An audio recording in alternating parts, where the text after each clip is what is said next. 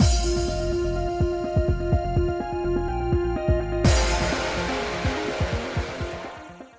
guys, it's Spaces Sins, and we are back with more Virche Evermore. I love this game. I say that now. Just wait. I don't know. Listen. Bamboozled. I don't know. I'm having a great time. I, I I'm scared. Never gonna. Oh dear God. Just remember this. Remember back when Spacey was having a good time before all the trauma, and then she needed to drink and get therapy and just cry all the time while playing this game? I'm just saying. I have expectations that this game's gonna hurt me based on what other people said. And now, to be fair, there are a lot of games where I'm like, okay, no, I played it and it was fine. I mean, yeah, there was and then other people are like, I was just so devastated. They're like, sobbed hysterically. And I'm like, I did not. You know? So I don't know if this is one of those games where we're going to be like, yeah, no, it's heavy and dark and I feel a little sad, but I'll be okay. Or if I'm going to be an emotional wreck. Like, I don't know. I don't know how to gauge based on what other people's interpretations, when people are like, oh God, no, I was a wreck through this. Because there were other games where people were a wreck through it, and I'm like, yeah, no. Nope. Only one time did we ugly cry. Okay, we've cried for other reasons, usually happy reasons. I can remember that ugly cry. But like, I'm pretty sure even that game, people are like, oh my God, I just cried through the whole thing. And it's like, no, only one time. Okay. I'm really good at crying for no reason, unless it's like we're playing a sad game. Then I'm like, nope, I'm going to hold it in. I don't know. Like, but I'm expecting trauma. The game's been really good at giving us drama and grossness. Like, oh dear God. But I'm okay with it. Okay, so far. He's going to kill all my love interests. And listen. If you kill my love interest in the happy ending, I'm gonna be messed up. Okay? We've seen that happen once before. Here's the true ending. Go fuck yourself. That's basically what the game told us. If that's what this game does, then yes, I'm gonna have a problem. We're gonna be sad. But at least in the salvation endings, if those are good and they're not dead, then I might be okay. I don't know. Anyway. I'm just every single time I start this game, I'm very confused because I'm like, I'm having a great time, and I just feel like that feels kind of fucked up when considering this game. Like, does it? Anyway. Right, we were talking to Cyan, and he was like, oh, wait, you're not Hugo? Interesting. Okay, we're still on that. Eve, why do you think his attitude changed the moment your name came up?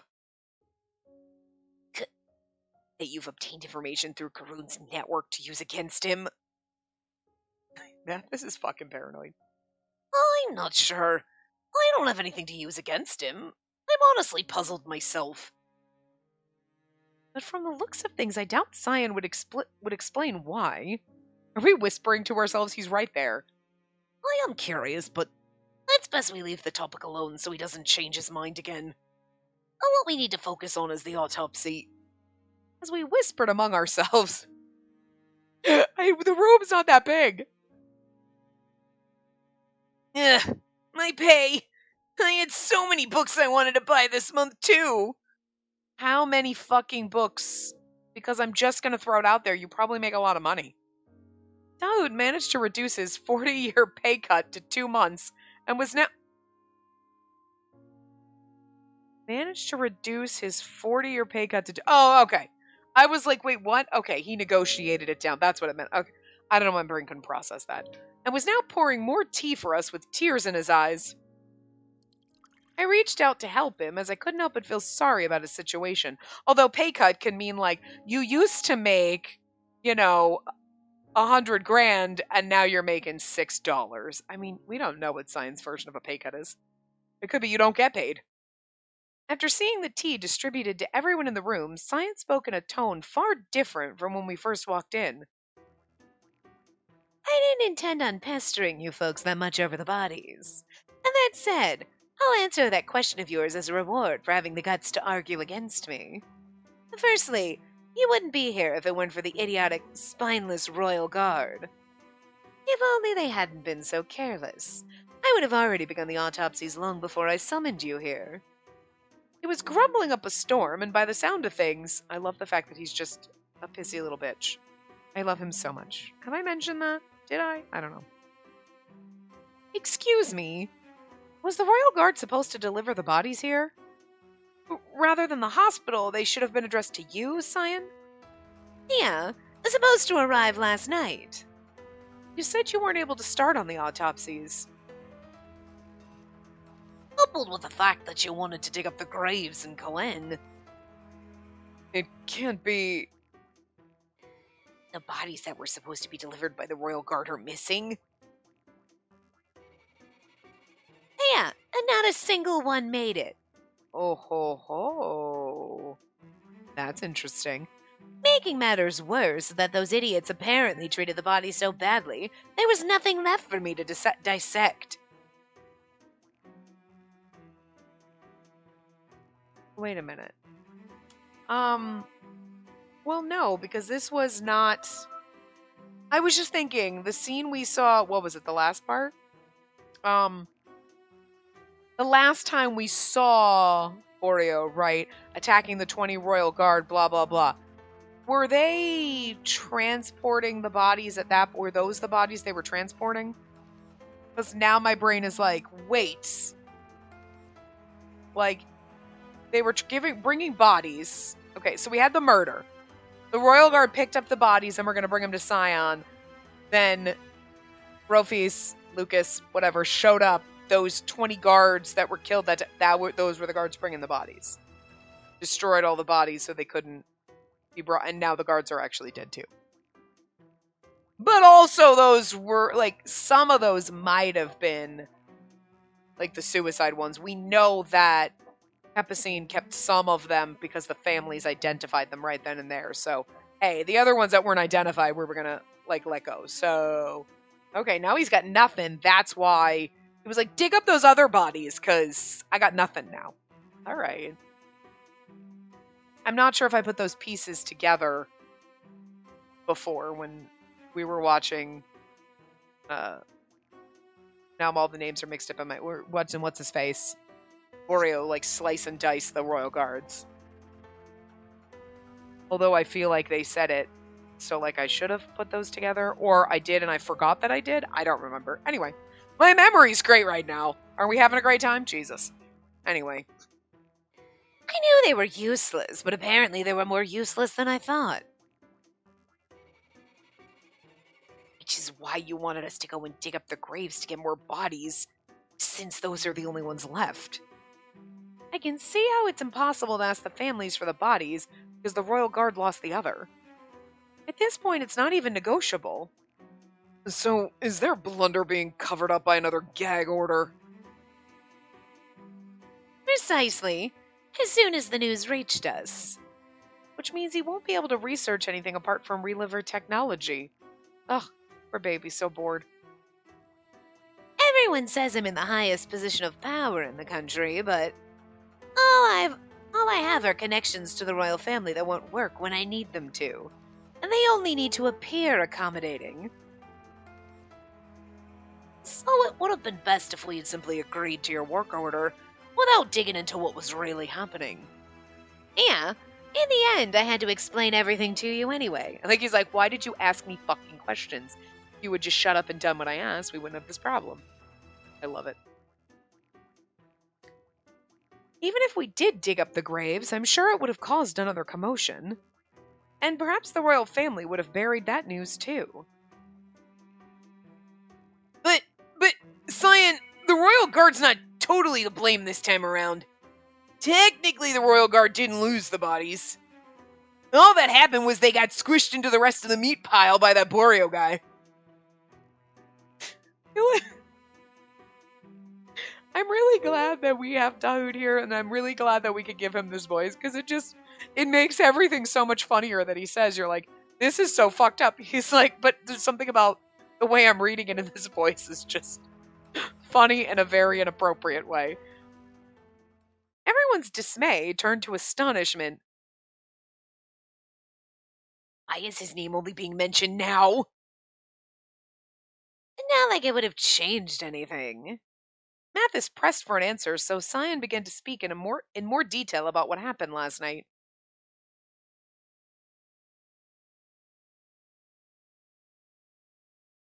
Late at night, the plan was to have the royal guard retrieve the bodies from the mortuary and bring them to the institute. Okay, but during their delivery, the soldiers were ruthlessly killed by an attacker that mutilated them. Each heart was gouged out of its chest and a dagger was left in its place. Their bodies were discovered in a state no different from Boreo's other murders. And I'm wondering if he also, dismembers them so much and mutilates them so much so there's no possible way. But the thing is you're a lump of meat, but, you still have DNA. If you was a hunk of flesh, you could still get DNA from that, can't you? So, I'm curious as to the motivations on not just killing them, because there's obviously the motivation for killing them, great, but completely mutilating and turning them into just goo.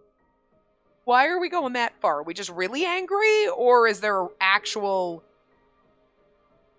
reason for it aside from just kill these fuckers? You know what I mean? Not that murdering people and there a reason doesn't make you crazy, but you know what I mean? He's obviously got a reason. I'm killing them for this reason, and I think it's a good reason. And you're like, okay, sure, you're crazy, but at least your logic is sound for a crazy man, okay? But then there's the going above and beyond and mutilating for no reason, and then that is because if I didn't do that, then here's another reason that I think is logical, even though it's crazy. But you're like, I can see if I were crazy like you, where I would make those conclusions. Or is it nah, you just nuts? You know? As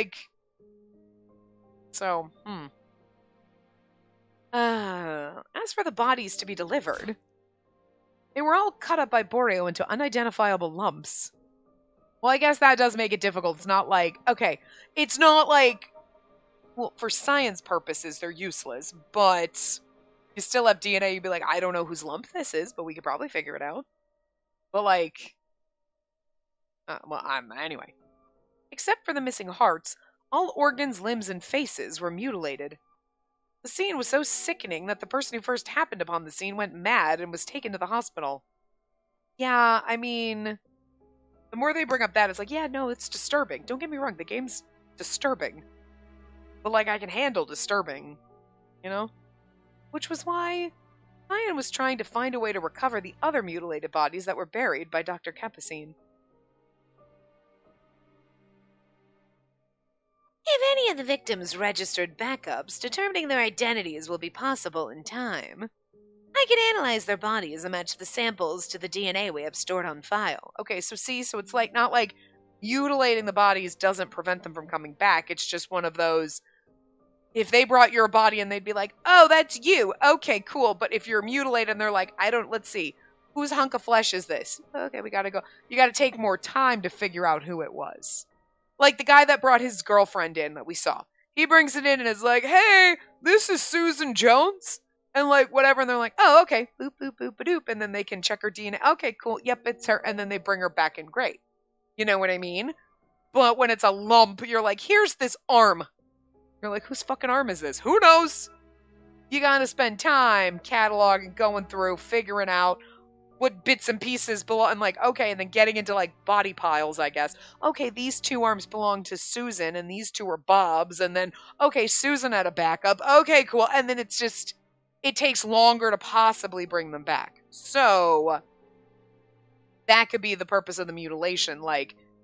I'm going to put so much effort into destroying these bodies that it's going to be near impossible, still possible though, to bring them back as relivers if they had their bodies backed up, but it's not going to be as quick and easy of a process. I'm going to make it as difficult as possible.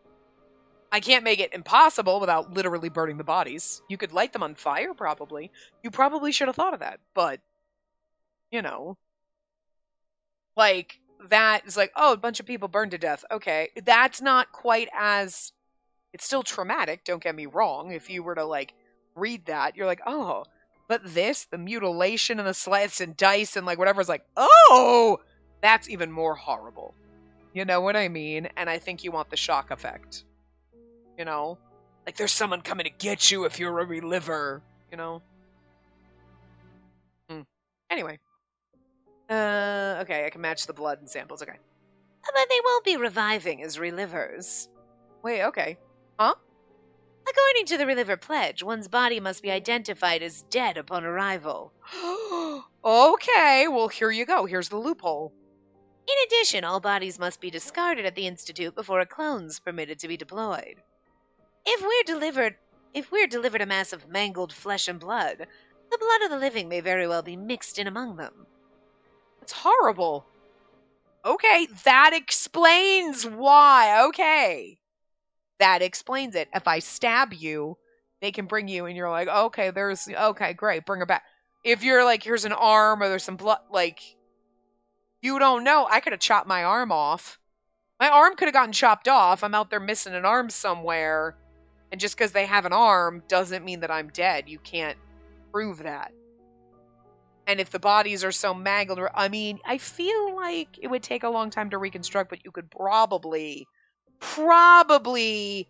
actually make it happen. Like, okay, there's arms, legs, limbs. Okay, you're missing some organs, but chances are all these little lumps, okay, you might be missing a foot, but like, I'm pretty sure you could do this.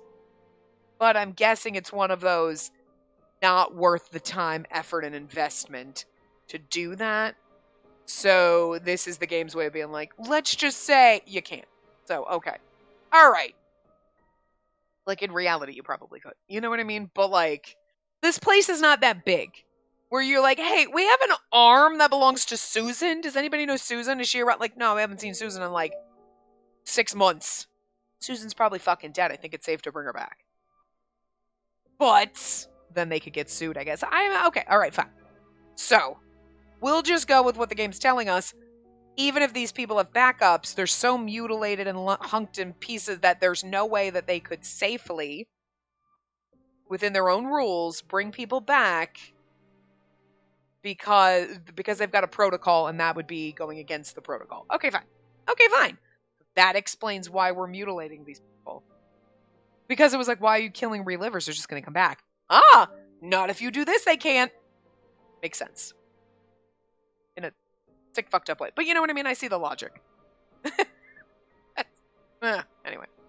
That's horrible. It is. I've been thinking for a while now that the terms of the contract are too restrictive. Really? Considering the royal family wrote it, I'd say it's quite reasonable. Some have tried to create an army of their own clones to commit crimes, so the contract's put into place as a safety measure. I feel like in this scenario, there could be like a reasonable exception. But we're not going to do that because, plot. So fine. Why would Boreal mutilate the dead bodies? True. I thought those bodies were separate from his other murders. Well, that's just an assumption. He may have mutilated them out of spite, or it could have been his plan from the start.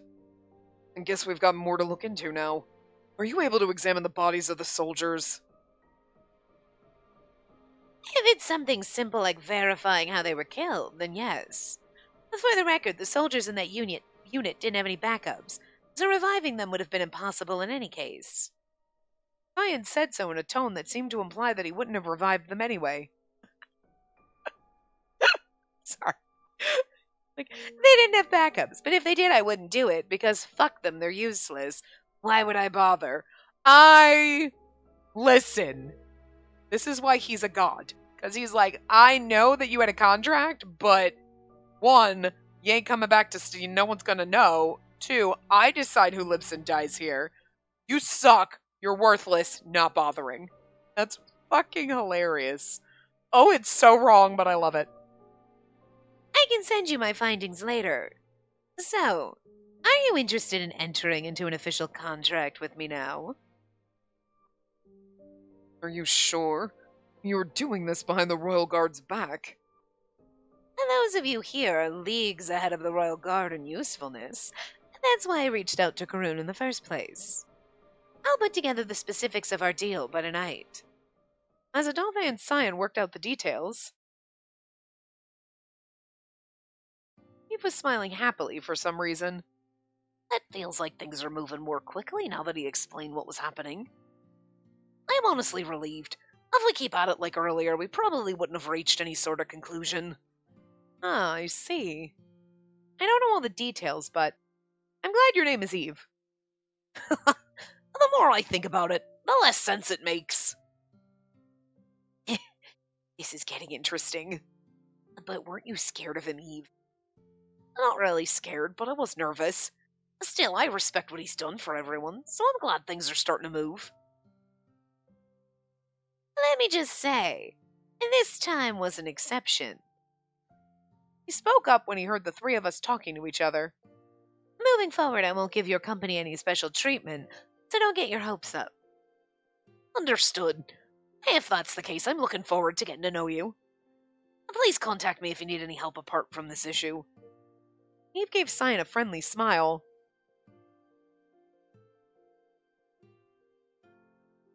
The clock finally reached the late afternoon hours. Cyan escorted us back to the entrance. Adolphe and Eve were talking about the orders that should be given to the Corps.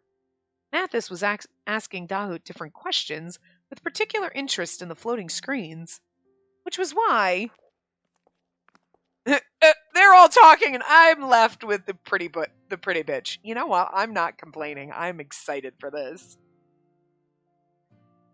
As a slow walker, I ended up walking alongside Cyan, who made no effort to hide his lethargy. He hasn't slept in 16 hours. Was it 16 days? 16 days! It's like the man hasn't slept in ever.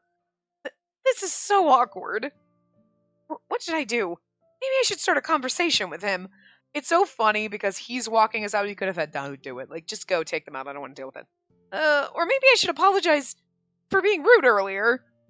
No, wait. That was my honest opinion. It wasn't rude, and I shouldn't be ashamed. I should be as brave as possible. You're hot! Excuse me. Never mind. I feel like you should just tell him he's hot. Just tell him he's hot. Do it.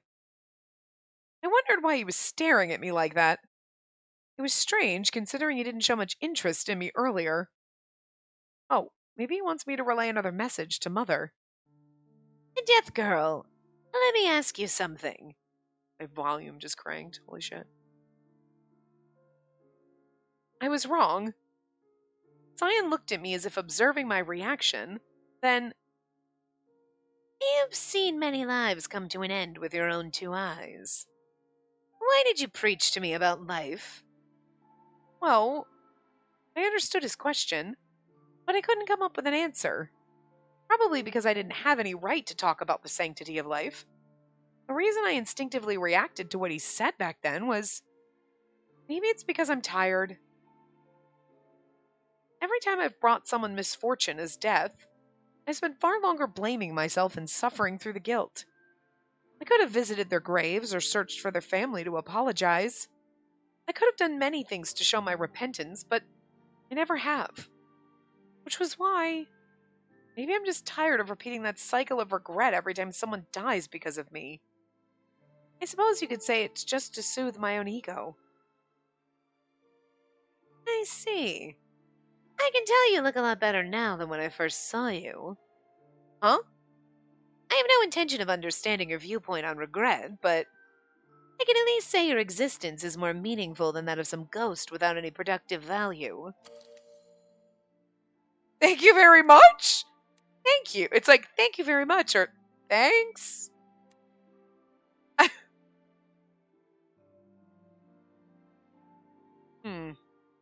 I'm not sure here. Because, I mean, it's just the inflection of how you say, like, thanks, I guess? But I feel like just saying thank you kind of shows that you understand what he's trying to say. You're like, thanks. Thanks for that. As opposed to like, is that supposed to be a comp? Like, what the fuck? You know what I mean? So I feel like not asking it in a question.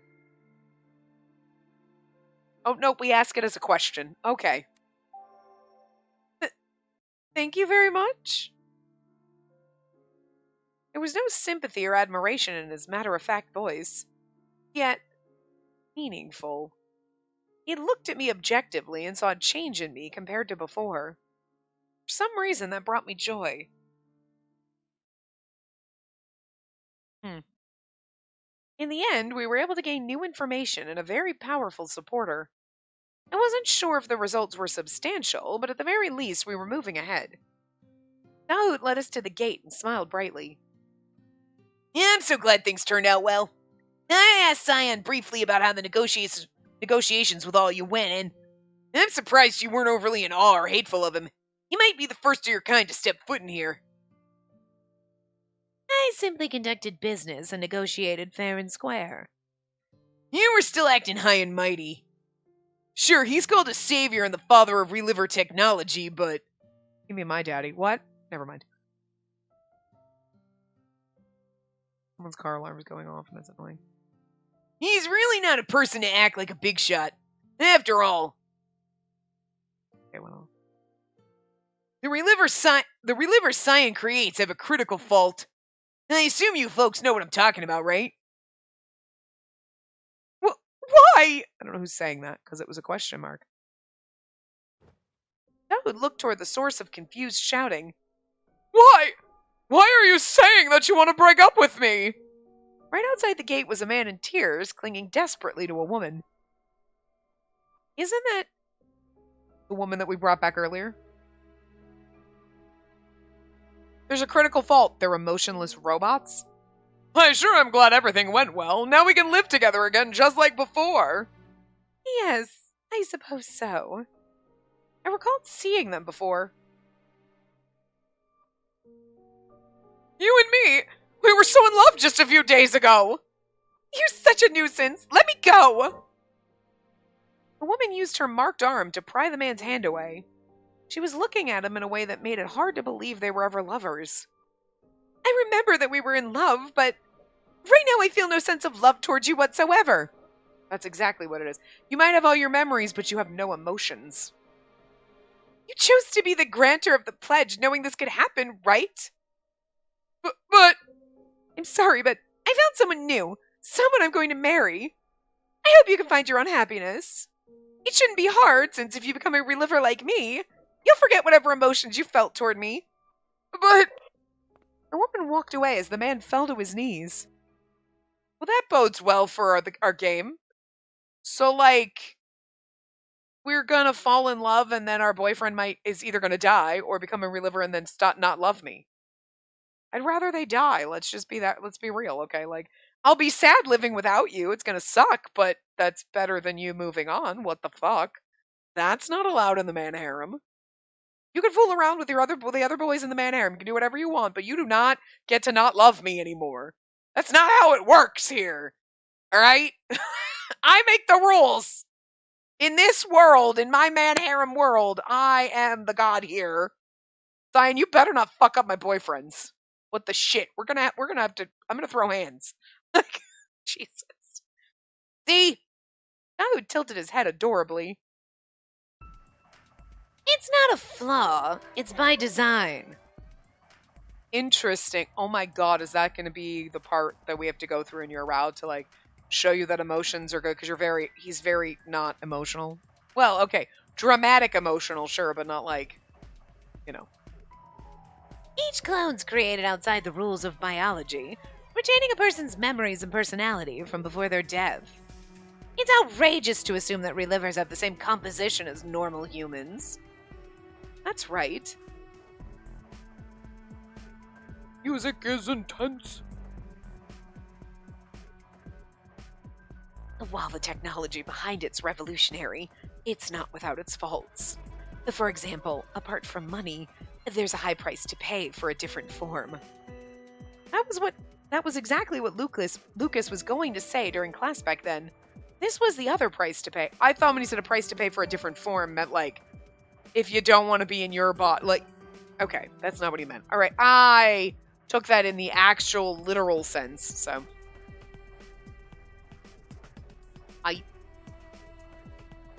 We could extend our lives as relivers, but we couldn't transfer the emotions we developed into our next clone body. The greater the love, the greater the loss. The clone's unique memory organ, the heart, lacked the capacity to store strong emotions. Yeah, that's in your brain. But, like, you're backing up your memories. But I guess technically memories are like, it'd be no different than if you wrote down everything. You write things down, and you could be writing with so much passion, and then someone else could read it 10 years later and be like, the hell is this? You know what I mean? The emotion behind what you're writing is always going to be different depending on who's reading it. That's why there's good writers, you know? And sometimes you're like, was this supposed to be an impassioned speech? And sometimes you have to say that when you're reading a book. He gave an impassioned speech. Okay. Because otherwise you just read the words, and without knowing what's the emotion behind them, you're just going to read the words, and you might not read them the same way. Kind of like how even playing this, they're reading them. The voice actors are given direction on how to read certain things.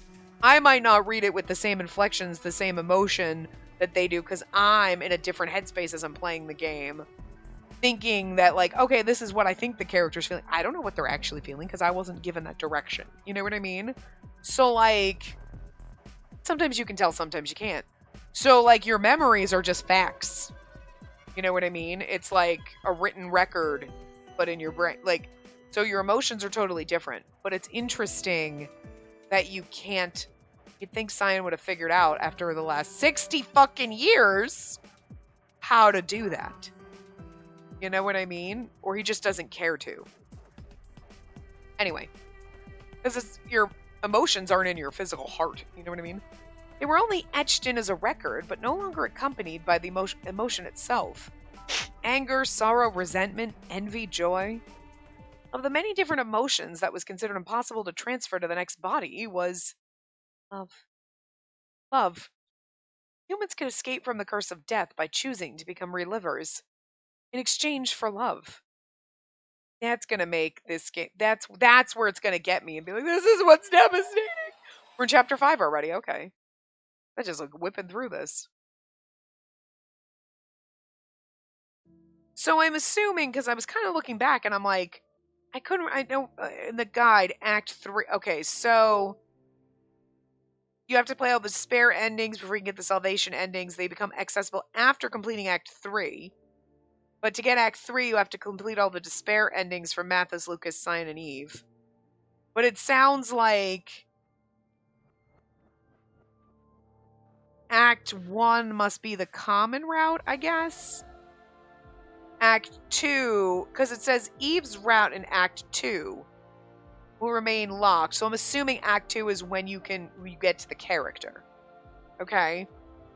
And then Act 3 is the salute. That's that. So that's a whole separate other thing. So, like, Act 1, I don't know how many chapters are in Act 1, but Act 2 seems like where you get the specific, where you can choose your character path or whatever. I'm guessing. Anyway, this is a story of how death became a human. A story of despair and salvation. No matter how many corpses have been piled high thus far, it meant nothing. They were merely sacrifices to encourage your resolve.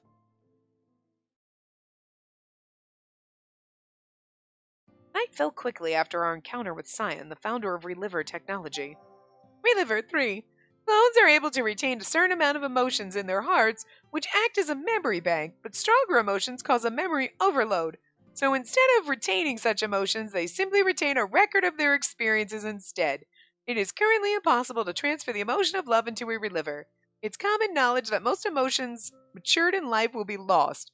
Okay, that's interesting. You can a certain amount of emotion, but love causes a memory overload. I feel like that's a flaw, not like a design, like not purpose. Like, I feel like you should be able to figure out how to do that after 60 years, but you made a choice not to. I'm just saying. But also, you're not saying you can't have any emotion, like your strong-heard love for him. Oh, we're passionately in love. But before you get passionately in love, you kind of have like, yeah, no, I kind of like this person. And, you know, and like they make your heart flutter and like you like that person. You feel something. There's something.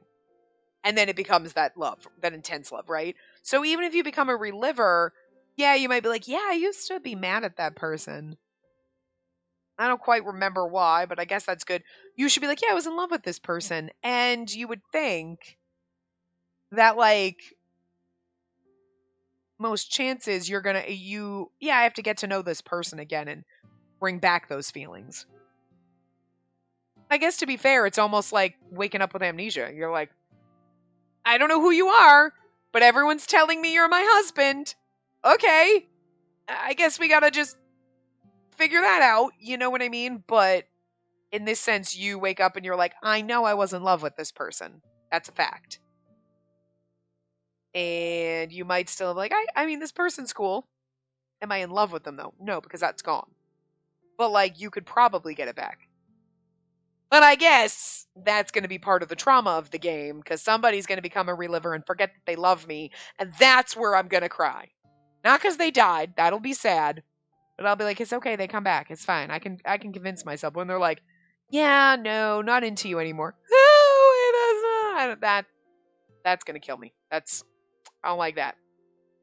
I needs to work on his shit and fix that. Anyway, Eve, Adolpha, and I made our way back to the orphanage and entered through the back door. I had no cleaning, laundry, or bookkeeping to do today, but instead, Milo was sitting in front of me with obvious animosity. It was possible he wasn't feeling better since he'd been refusing the food that was brought to his room. I hadn't seen him for a few days, but he looked even more ill than before. He finally stepped out of his room this evening. But as you can see, he's not in good health and hasn't slept much either. I suggested he see you some other day, but you've been out for a few days now. So I figured I'd better say what needs to be said. You wanted to speak to me? I suddenly realized that I hadn't had much of a conversation with Milo before. I don't think I've even had a chance to look at him face to face like this. He always avoided me and made a point to look away ever since we met. I noticed it and did what I could to avoid interacting with him as much as possible. It was yet another aspect of my passive personality that I regretted. Just like with Mathis, I don't have any intention of causing him misfortune. If I just said that to him before, he might not hate me as much as he does. I was determined to do what I could now so that I wouldn't have any further regrets. Milo, what would you like to say to me? Feel free to be honest about it. Acting like some grown-up now? It's because you've had to put up with a lot of things from me all this time. You were afraid, right? Afraid of living under the same roof as someone rumored to be deaf? Yeah. You've been freaking me out ever since I got here. The other kids already knew you for a while, so even if they're scared, they probably don't hate you. But not me. I'm not going to be forced into it. I see what you mean. He nodded sullenly at my acknowledgement. Dolphy's expression hardened for a moment. Finally took a few breaths and crossed his arms as if signifying he wouldn't interrupt us. He wants to, though. He's like, want to verbally bitch slap this kid, but he's not gonna. What a good boy. Mother, don't cover for Spacey now. You're a mother to everyone who lives here, not just me and her. You're right. I was always protective of her, seeing how everyone else shunned her existence. So I kept warning Milo each time he said something to her, and that was unfair. Yeah, but that applies to me, too. Seeing that they would stay out of the discussion this time, Milo began to speak. Yeah, you've killed plenty of people already, but Adolphe and Mother always stood up for you. They hated how anyone who said anything to you sounded like they were the ones at fault. Milo was finally saying what was on his mind ever since he came to this orphanage. Again, I mean, it's not unfair for him to be angry, upset, and scared. That's valid. They probably should have let him say blah, blah, blah, and been like, listen, I know you're scared. I understand. We don't think she's responsible for this, and I hope you can get past that type of a thing instead of being like, how dare you? Shut your mouth, which is basically what it is. But to be fair, you want to be like, that's totally unfounded, you little punk. And it's really not. So, like, yeah, but he's still a douche. Doesn't make him not a dick about everything. But I get why he was a dick about shit. Just as I was watching everyone, he was watching everyone too. Milo, That's why I tried to kill you that day. Milo! Yeah, that you can chide him for. Mother and I were both taken aback. I don't know how you didn't think that that was where that was going. I knew. As for Adolphe, he was still sitting quietly with his arms crossed. Does that have anything to do with the liquid you spilled the other day? Just before the explosion happened? Yeah, but I didn't know what kind of medicine that was. I'm not lying. Milo tightened his fists and spilled out the reason why his frustration turned to this. Again, no matter how scared and frustrated you were, killing someone is not the answer. Jesus. I heard about the murders that happened near here. And after reading in the newspaper that she was the one who killed them, I just couldn't take it anymore. I just had to do something or else me and the other kids would be the next ones cursed to death. So I was planning on mixing anything lethal into her tea or food or anything. Then that explosion happened out of nowhere. I honestly didn't expect it at all. I feel like I read that wrong. I was planning on mixing anything lethal into her tea, food, anything. Okay. I mean, we get that, yeah. It just came out weird the way I read it, kind of like he was saying he did. Like, I wasn't gonna, but it's like, I was absolutely gonna kill this bitch. So, it's like worded oddly. Not really, but I mean, like, you'd think, I wasn't gonna, like, put anything lethal into her food or anything like that. But it's like, I was absolutely gonna put that shit. And again, I bet she's the one who caused it. I couldn't deny that it was a possibility. I see. From putting aside the cause of the explosion, I understand your true intentions. So, where did you get that medicine from? Milo averted his eyes from Adolphe. I can't say. Seeing that he didn't want to answer his question, Adolphe decided not to press the subject. Got it from Lucas and Capucine, probably. What, Capucine's a doctor and he's a bit of a bitch, so I'm just throwing it out there, and pretty sure Lucas stabbed and murdered all those people, so like, not sure why Lucas would want to kill me, but like, whatevs. Got it. We can talk again next time. You must be tired, so get some rest. Don't hack up a lung, Milo. Stares at him intently with a bitch face as he walks away. Listen, I get why the kid is scared. Okay, you know, you show up here and you're like, wait, this chick's death, and then you say something like, what the fuck? And mother's like, slaps you in the face. Don't you dare talk about her that way. You know what I mean? And it's not like the rumors are completely unfounded. There is a reason this shit started happening. You know? But the kid's still a douche. Like, okay.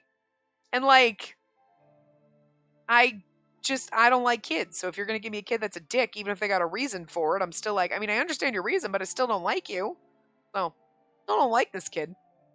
Milo nodded silently, glancing at me, and then took his leave without another word. I do feel bad for him, I will admit. Like, he comes in, he's scared, and instead of somebody sitting down talking to him, trying to, like, understand, they're just like, how dare you? You know? So that's not fair to him, but that's not my problem.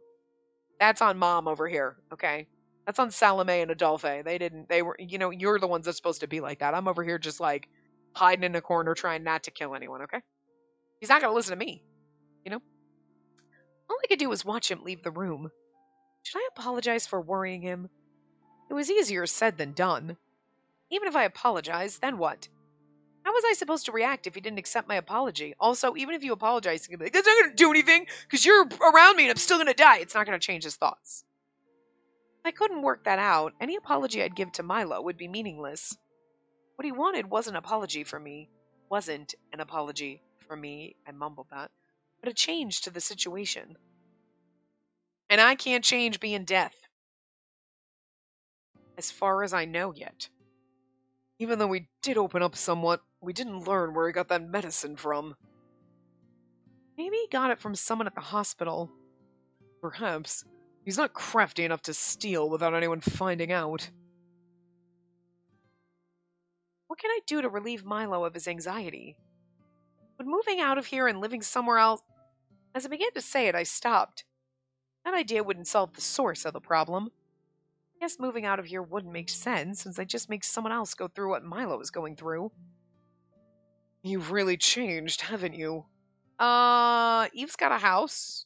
Probably got a spare room. I could stay there. Nobody would know. I sneak in the back. I mean, he would know, but I meant like the people coming to get help and whatever wouldn't have to know that I lived there because then they would be afraid and that would ruin his business. You know what I mean? I'd have to sneak around. They'd think I lived here, but I wouldn't. You know what I mean? Because you wouldn't want to ruin Eve's business. Adolphe, where do you live? You know what? I'm just going to go live with Cyan. Sounds like a great time. I could go live with Mathis. He's got plenty of rooms, and I won't even have to be anywhere near him. Theoretically. Like, I'm not near you. I'm in the total other wing of the house. You know? You wouldn't even have to get near Jean. You could just go do your shit and be like, well, okay, when do you go into the kitchen for... Okay, I'm going to go in at a totally separate time, so I'm not really anywhere near you. You'll never even know I was here. I'm just saying. He's got a huge mansion, plenty of room. You know what? Guys, I have a brilliant idea. Why don't we all move into Mathis's mansion, and then it's like Code Realized, but like with a deep, dark, death stabby plot underneath. But then all my boyfriends can be in one house. Just saying. Lucas is the Saint Germain here, though. But Mathis is it's gonna be his. I'm just. I can't keep I just thinking of that in my head because we all lived in the same house there, and that's our we're not gonna get little tents and do this Radiant Tale style where we travel around because people got lives. I mean, I guess technically Eve couldn't do that because that's in a totally different district, so I guess it's just me. That kind of sucks. And Mathis is our first route, so it makes sense if he's the first route that I go live with him for now until we go down the next route, and then but anyway, for a second I thought you were planning on running out of here like the last time. I'm relieved to hear that's not the case. Sorry about what happened back then. Instead, and there's a possibility that Milo will run away from here himself. Well, maybe that's better for him. Mother sadly looked down at her reflection in her cup of tea. With a government-run orphanage like this, and children aren't permitted to transfer unless there are issues with the living conditions.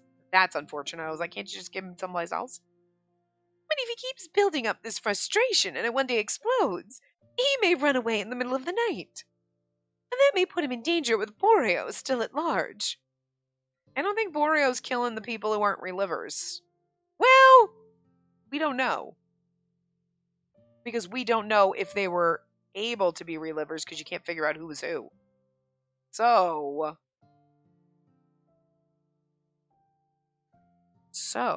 now that's interesting because again, there were the people Boreo sliced and diced, and then there were the people that clawed out their own hearts, it seemed like, the suicide people. Okay, there was two factors in this group of murdered people. Now, we know that the bodies that were being taken to Cyan were sliced and diced and mutilated because they, theoretically, you could say, okay, let's just say they were relivers. And Boreo knew that. Okay, sliced and diced them, so, as Cyan said, no way we can figure out who they are, can't bring them back, those are the rules. Okay, cool, that explains that. But then, what about the people that clawed their own, and, killed themselves? There's that's a totally different factor, and that's a totally different thing, and I would assume, I'm making the assumption that the murder people say are relivers and the suicide people are not relivers.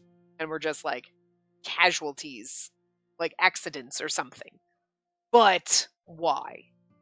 Why that distinction? What's actually the reason for that distinction? And if we did dig up, let's just say they hadn't buried those bodies, right? Let's say they were also being taken to Cyan. Would Boreo have sliced and diced them too if he knew they're not relivers? Does he know the people that he sliced and diced were all relivers or half and half, or you know what I mean? So, there's other shit going on here, but anyway. So we don't necessarily know that Boreo would kill Milo. Unless it was Milo happened to be in a place with a bunch of relivers and then he's just going to kill everyone that's there. Because indiscriminate killing. I mean, whatever. Hey, there's 50 people in this group. 45 of them are relivers, 5 of them are humans. Welp, 5 for the sake of the whatevs. You know what I mean? It's that kind of a thought process. But I don't think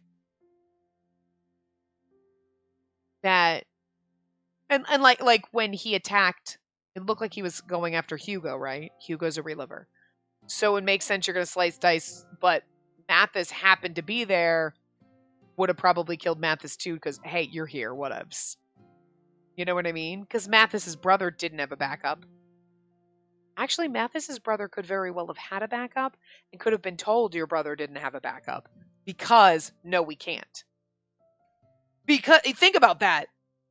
We're going on Mathis's word that my brother didn't have a backup. That's why he doesn't exist anymore. Borio killed him. But do we know that is 100% fact?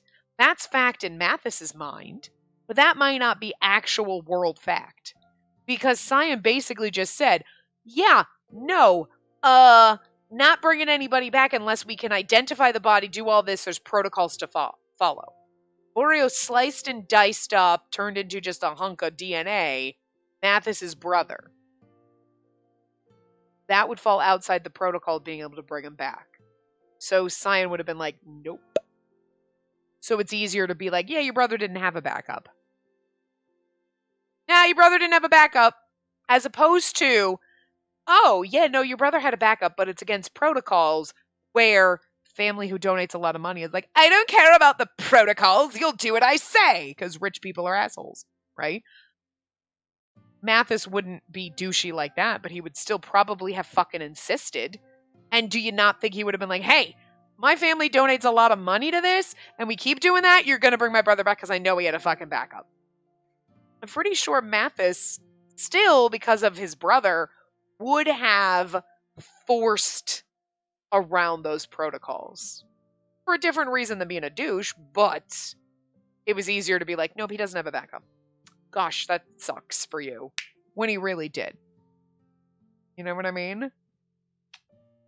Interesting. We're trusting that he didn't, because, yeah.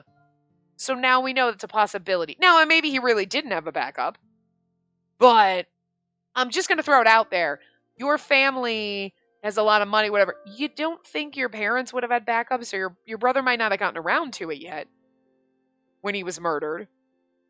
But that could just be a lie from the Institute. We'll see. But like your parents wouldn't have had backups? That's interesting. It's just confusing. I mean, And maybe Mathis doesn't care that his parents are... I don't know what happened to his parents. Well, he hasn't said that, and maybe that's not important to the plot. And we're just never going to know. But we'll see. Anyway. Mother brought up a possibility that couldn't be denied. There's no use thinking about the worst. Milo just needs time to think on his own, so bothering him will have the opposite effect. I'll be heading out again tomorrow to investigate Borio, so I'll take Spacey with me, though I'd rather she stay here. Sorry for leaving again, Mother. I'll make sure to finish the cleaning and washing before then. So please take care of Milo. Understood. Adolphe, you'll stay the night here, won't you? No, I'm heading out with Eve and the Corps. We're strengthening our night patrol since Boreal may make his move again. And now that we have additional support, I need to be with the patrol at night in case any new information comes in. Oh my! And then the stew will have to wait. What is this additional support? Someone besides the young man from Cheetahs? Yes, we actually had an opportunity to meet someone incredible. And handsome. You better not be boning him, Salome, because I might have to take you out with my death powers. Don't touch my man. You've known him for a long time, Mother. Cyan from the Institute. He said he was going to autopsy the mutilated bodies. The imagery of it was still difficult to shake, but we just said it so chipper. Oh my! Oh my! As they had regularly exchanged letters, I assumed they knew each other very well. I'm just saying. Look at her. I don't want them to know each other that well, girl! In fact, Mother's graceful hand rose to her mouth as though to conceal a smile. She's like, oh! That's exactly how I feel. I just want to, I'm going to raise my hand and giggle a little because how hot he is, really? Yeah. How in the world? Of all people, why would you meet with that lowlife? Okay. Damn. You were both like, huh? There was music and it just like, "Arr!" What? The pressure coming from her smile seemed to push us both back. I wasn't even sure what kind of emotion was making her smile and speak that way. It didn't take long for us to find out. We got a few minutes, so let's do this. Oh, we're not gonna do it? The following morning, damn it, a large electric car was boldly parked right in front of the orphanage. Out from the back door came three shadows. The first to step out was a man in a wrinkled white lab coat. Gee, I wonder. It's like if a man in a lab coat might be Dahoud, but if it's a wrinkled lab coat, I was betting. It's been a while, Granny. I'm glad to see you still clinging on to life somehow. I heard everyone here calls you Mother. Ha! A Spitfire like you has actually deceived everyone with that motherly facade. I'm sorry. I'm sorry. You called her Granny, but like, look who's talking. Man who's probably like 80. But also, you just called her a Spitfire, and if you were not already fucking a grandpa like you are now, like, holy goddamn shit, that's amazing. I'm sorry, I'm laughing so much internally that he is just showing his age. Calling you're like Spitfire. Nobody said that. Never mind, you're old. That's fucking amazing. Oh my! How have decades of living and dying done nothing to improve that repellent personality of yours, you ancient bastard? I heard the royal family can barely tolerate your wretched behavior these days. Perhaps you can do them all the favor of retiring. I was shocked by the sarcasm exchanged between them right from the start. Are they siblings? Because I would love that so much. You're like, this is my sister. Oh, okay. You know what? That'd be great. I've never heard mothers speak or look this way before. I love it. I love it so much. If I wasn't like about to throw hands and knock this bitch out of the way for even getting anywhere close to my man, I'd be like, I ship it.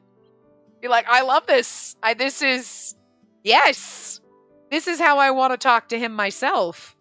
I don't want to be a doormat. I still want him to insult me, but like, I like this. This fire. This is hot. But again, I'm going to firmly put myself in the middle and be like, don't touch my man.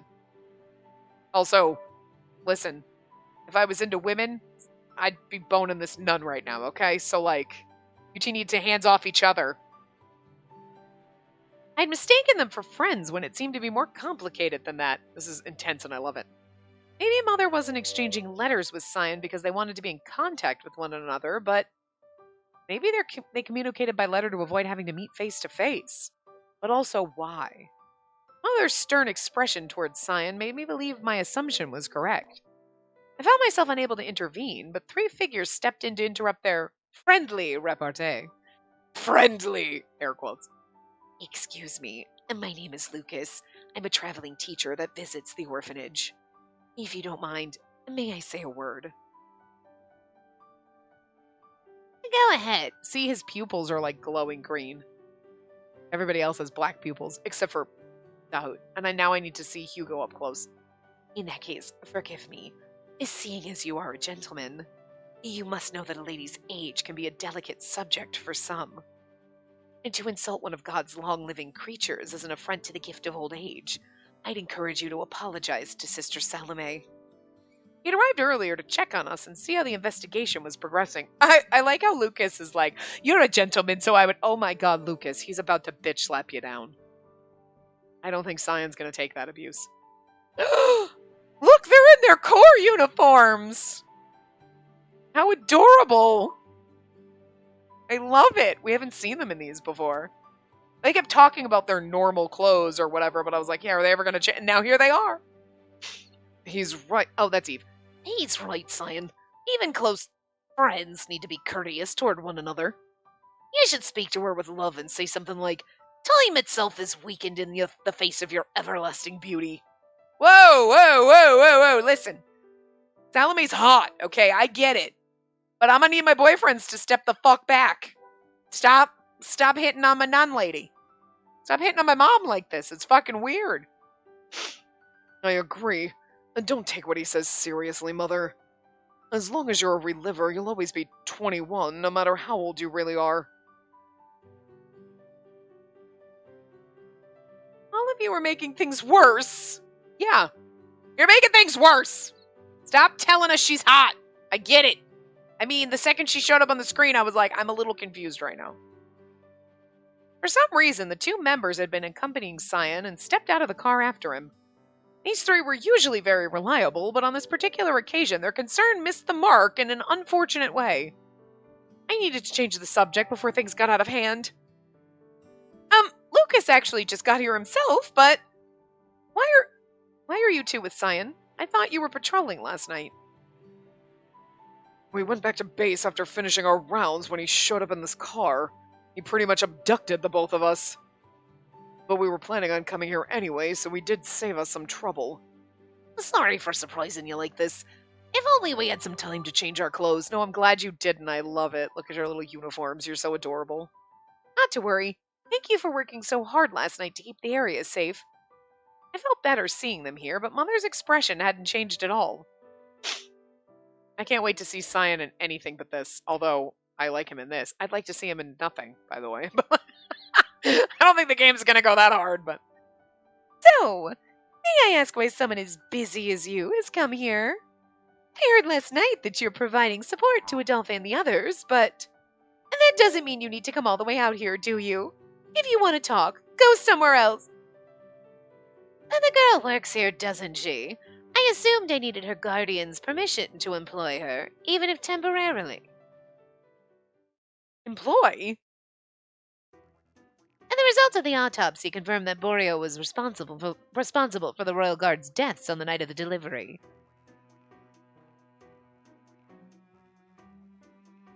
I also found something peculiar. Even without the Royal Guard's bodies, the blood and flesh left behind at the site don't add up to the number of bodies in transport. What that means is he likely mutilated them in order to take some of them away. Which meant that the two different types of murders were connected. Borio's the culprit behind both the murders and the suicides, so maybe some of the people were not relivers. And he took them away to bury them.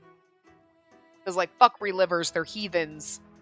But all the poor non-reliver people, I'll take them away and bury them. Because they died! They sacrificed themselves because they just happened to be in the wrong place at the wrong time and I was killing a bunch of relivers. But they deserve to be buried, unlike those heathen relivers! I'm just throwing that out there. We're going on the it's Lucas and it's because he drank some, like, psycho Jesus juice. You know what I'm saying? Of course, we couldn't jump to conclusions before collecting all the evidence, but that's exactly what I do. I'm still not interested in the killer, but it's different if he's actually taking the bodies I wanted. I want him captured so we can find out where they're being kept. I need a few pawns for about a week to make that happen. You're saying all this in front of Lucas, so I feel like that's not a good thing. So you're hiring us to assist you in getting the bodies back? If so, then you should rely on the Institute's security or the Royal Guard. My guards are there to protect the facility and prevent intruders from coming inside. They're not trained to track people down.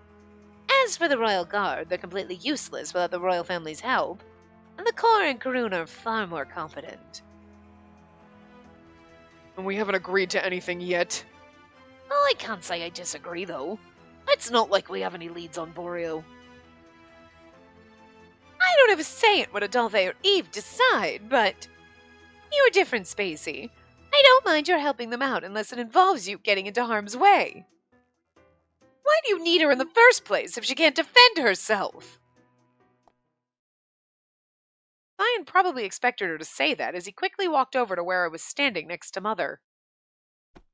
Oh! Oh! Oh my god, they made him they give him the longest neck ever. I think your collar should be like his neck is like he got like a fucking giraffe neck right now, but like look at him grabbing us in this. Oh.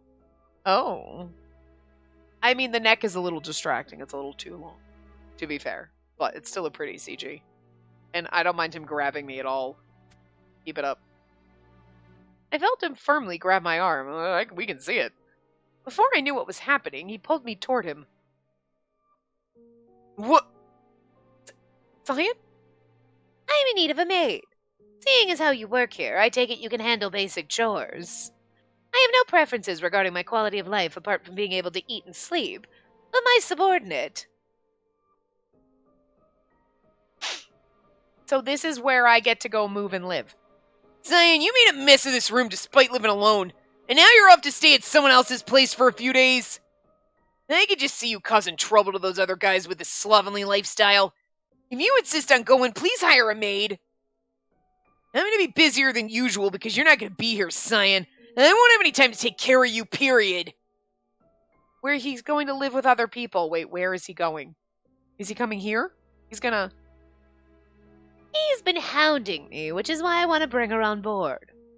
Zion glanced at me. I think he's more also intrigued that I'm deaf. I don't think it is fully to do with, Perhaps some other reward is due. If she really is death and brings misfortune and death wherever she goes, I can find out the cause of her curse. In fact, I can develop the field of occult. I can develop the field of the occult over the next 23 years. I could tell he didn't believe the rumors about my involvement, even as he said it. Even more reason to... Oh, that's Salome. Even more reason to refuse. What about my opinion? Hearing them discussing my life without my input made me feel helpless. You seem to be misunderstanding. I'm not asking. And this is an order. Zion let go of my arm as he said, as if he'd been waiting for this moment. He took out a sheet of paper and raised it for Mother to see. You can't be serious! On the quality parchment were words written in fine script, in like imperial commandment. And at the very bottom of the parchment was the seal of the Arpachel royal family. It's a decree written by the royal family. I recall some mention of taking official measures if I had nothing to hide, correct? And there you go. I did exactly what you wanted me to do, Karoon. I doubt you have much else to say. Zion waved the decree in front of Eve. Such a little bitch, I love him. Oh, I guess I did say that, didn't I? I didn't expect you to secure such a high level of approval overnight. Sorry, I suppose this is all happening because of me. And don't let it bother you. No one would have expected him to abuse his power like this. Really? I fully expected that. Adolphe muttered with resignation. I can see he's quite formidable. Based on our conversation, as well as Eve's reaction, Lucas must have inferred a good idea of what Zion was capable of. Yeah. It's dangerous to be having these conversations in front of our murderer. The way Lucas tilted his head was similar to the way Mother often did. As for Mother, she was doing her best to control her furious shaking. Of all the things, I can't believe you used the royal family to force matters. Your lack of decency and common sense is exactly why I hate you. I see. So what? She's all impassioned and hates him, and he's like, yeah, and? Adolphe and I were stunned. We had been here for 7 years. Mother had always been gentle and kind to everyone, and we were now witnessing her hatred and rage for the very first time. I was sure Adolphe was as shocked as I was. This is the enemies to lovers thing, so I'm going to need him to stay enemies, though. Don't touch my man. In fact, I could tell that he wanted to intervene, despite knowing that he couldn't. Seeing that Mother was about to explode again, I hurriedly spoke up. Oh, I'll be fine, Mother. I don't want things to get worse, especially if we refuse the order. I was planning on accompanying them on the investigation, so if I can help in any way, I'd be happy to do so. She's like, I will. But the only thing I'm worried about is getting in everyone's way. I'm sure you won't get in anyone's way, but your safety is our priority. Yeah, if Eves and I are already on the job, we can't afford to involve any more of the Corps. Hugo will probably have to stay and lead the others in the meantime. If I'm understanding this correctly. In short, accepting this rather dangerous work order comes with the possibility that she'll be put in harm's way. Am I correct in saying so? Yes. Lucas, who had been quietly listening to our conversation, elegantly raised a hand. As her guardian, I will also participate in the multi-day operation. Should any danger arise, I'll be able to at least help her run and hide. Huh? Yeah, that's going to be interesting. How are you and Boreal going to be in the same place at the same time? Unless it's a clone of Lucas. Oh. That's why, I mean, I don't know how that would have worked, but my guardian? You can't! It's dangerous! I quickly responded to stop him, and Lucas looked downcast. It's the only way to keep him around, and. Oh, my. So does that mean your teacher will be left out of your group of friends? How lonely. Or perhaps what you're saying is that I'm an unreliable teacher. No, I'm not trying to leave you out, but I feel bad for getting you involved in something you shouldn't be. You have your work as a teacher, too. And that's not a problem. Ever since the incident, I've had significantly fewer lessons in my schedule. By all means, do get me involved. I'd have no greater joy as a teacher than for a student of mine to rely on me. I'd greatly appreciate it if you could share the details with me when you can. Lucas, it seemed he was set on joining the group, regardless of my objection. As for Mother, after a minute of thought, do not involve yourself with her more than absolutely necessary. And that's the one condition you must promise. She glared at Cyan with eyes that had accepted the situation reluctantly. Huh, that sounds interesting. That's intriguing, but anyway. We're going to stop here. I thought we were going to get like a few minutes, but this is like a long ass, so it was way over, but it's okay. Anyway, I will see you guys next time. Remember to give the video a big thumbs up and subscribe to see more.